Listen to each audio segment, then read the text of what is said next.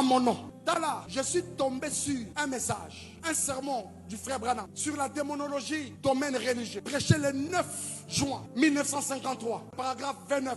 C'est la série A. Frère Branham dit, je n'ai pas beaucoup d'instructions, mais tout ce que je sais, c'est ce que je reçois par inspiration. Jusque-là, ça t'arrange, hein? Écoute. Et si cette inspiration ne concorde pas avec la Bible, alors elle est fausse. Est-ce que c'est différent avec Mike qui a dit c'est un mensonge? Non, c'est pas moi, hein? C'est frère Branham, hein? Il continue de dire, il faut que ça vienne de là. Voici. Les salives, l'inspiration est plus forte que les écritures de notre cher pasteur Life.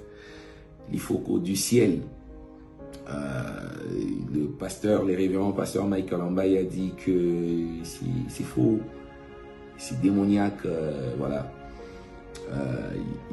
Il a pris une citation de frère Branham hier, disant que toute inspiration doit concorder aux Écritures.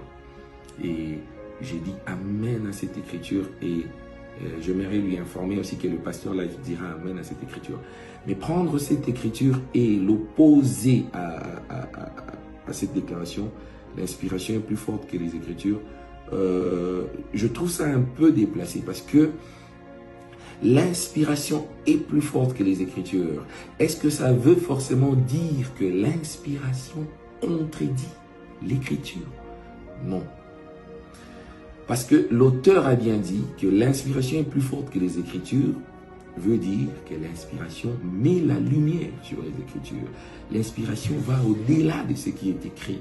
L'inspiration donne la compréhension claire de ce qui est écrit. Nous, les pasteurs, quand nous prêchons ou quand nous lisons la Bible avant de parler, nous demandons au Saint-Esprit, donne-moi le contexte de ce qui est écrit. Pourquoi nous le faisons? C'est pour que nous ayons l'inspiration qui a écrit en fait cette écriture.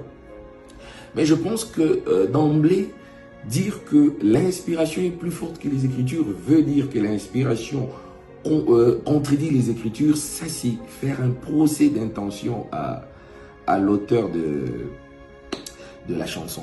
En tout cas, sans toutefois entrer dans les détails de qu'est-ce qui est venu avant, c'est la parole ou l'écriture, c'est l'inspiration ou la lettre.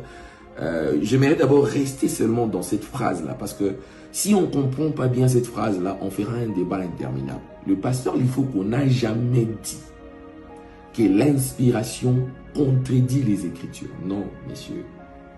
Il a plutôt dit que l'inspiration va au-delà des Écritures. C'est-à-dire, met la lumière sur les Écritures.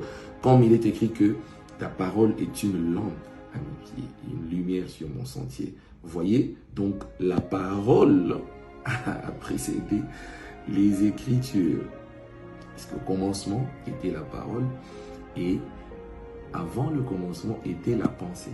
Vous voyez, donc il faudrait que nous puissions comprendre que la parole c'est une pensée exprimée, et pour comprendre ce que dit la Sainte